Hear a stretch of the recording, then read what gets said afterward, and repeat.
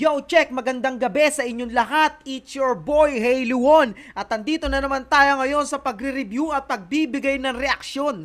Ang bibigyan natin ng reaksyon ngayon ay pinamagatang Labish by Sadaw x Lakas Tama. Aba, si Lakas Tama, talagang malakas ang tama nito, no? So, yun. Bago nga pala natin to simulan, sa mga gustong umiscore ng vintage cup ni Hailuon, nandyan ang mga design. Direktang mensahe lang kayo sa aking Facebook page. Nandyan sa description yung link. Message nyo lang ako para makaget na kayo ng solidong vintage cup.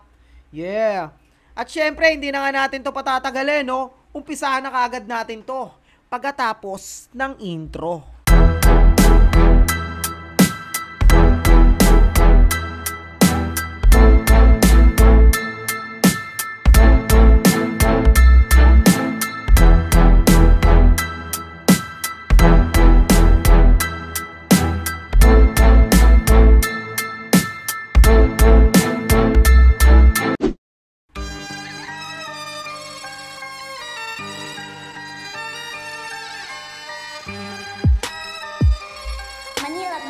Para saan kaya tong kanta nila na to, no?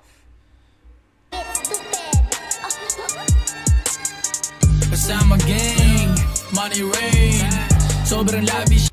Kasama gang, money rain. Yeah. Ganyan, sana all lahat ganyan.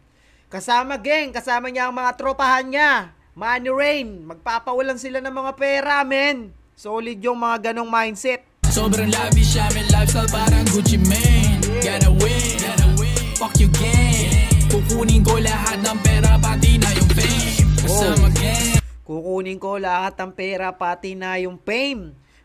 Mukhang sasakupin na ito ni Sadaw. Si Sadaw to eh. Sasakupin niya pera, kasikatan, at kung ano pa man, no? Siyempre, rap artist tayo. Napaka-hipokrito mo naman kung di mo hangad yung mga ganon, di ba? Money rain, sobrang lavish, amin lifestyle parang Gucci Mane. Gotta win, fuck you gang. Kukunin ko lahat ng pera pati na yung fame. DAOPIMP palagi mukhang pera. Laging mukhang pera. Negosyante. Aba. Laging mukhang pera. Halos lahat tayo dito.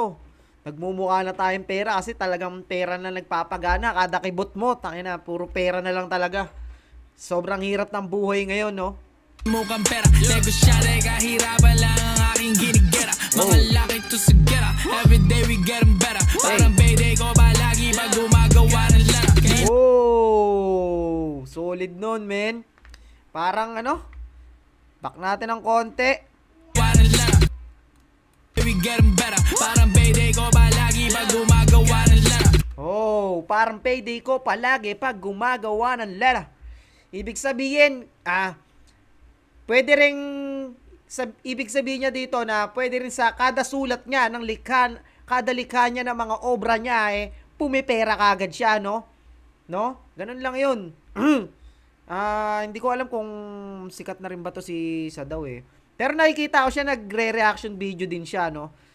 At, sabi-sabi, diss track nga daw to ni Sadaw at Lakas Tama kay J-Plug, no? Sa pagkakalam ko lang kasi hindi ko pa to na Pinasa lang sa akin to ng mga supporters natin dyan. Maraming salamat sa lahat ng sumusuporta.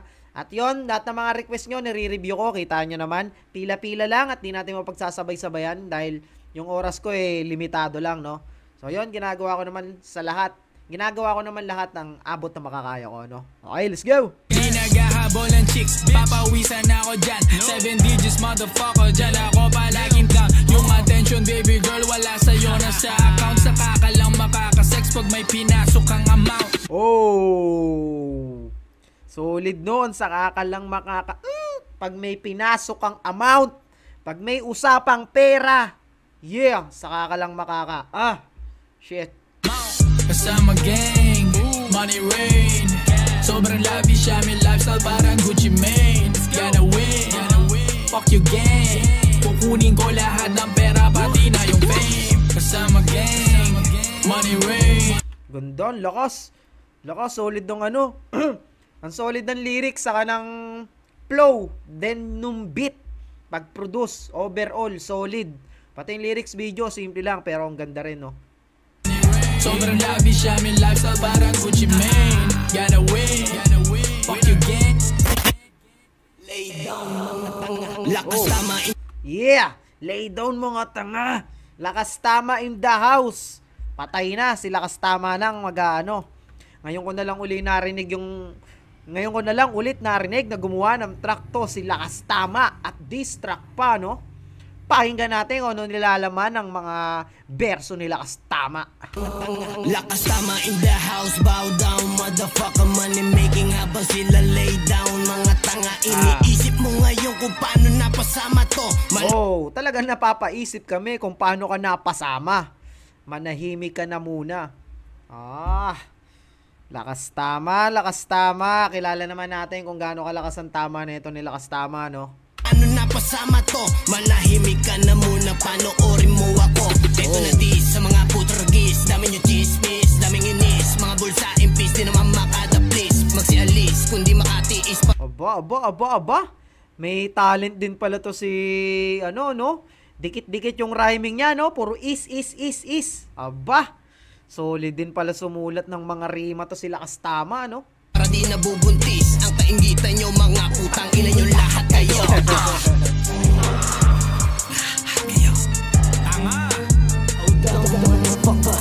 Grab my dick, fucker. Knee, fucker. Kaya pala sinabing diss track kay J-Plug, nilabas pa yung mukha ni J-Plug dito, no? Crying fucker. Crying fucker. Shut up, motherfucker. Luhod, motherfucker. You turn rape, huh? Motherfucker. Namamatay na yung hip-hop dahil sa inyo, motherfucker. Namamatay na yung mga solidong nagbibitaw ng mga lyrics dahil daw sa kanila, no? That's right. Storya mo to, J-Flag, biatch. Pinaglaruan. Sasagot kaya si J-Plug neto? Ang dami ng dumistra kay J-Plug, no? Tignan natin kung sasagot siya, no? Dahil siya naman ang una, eh. Sa kanta niyang Mema lang, nireview ko nga din pala yun, no?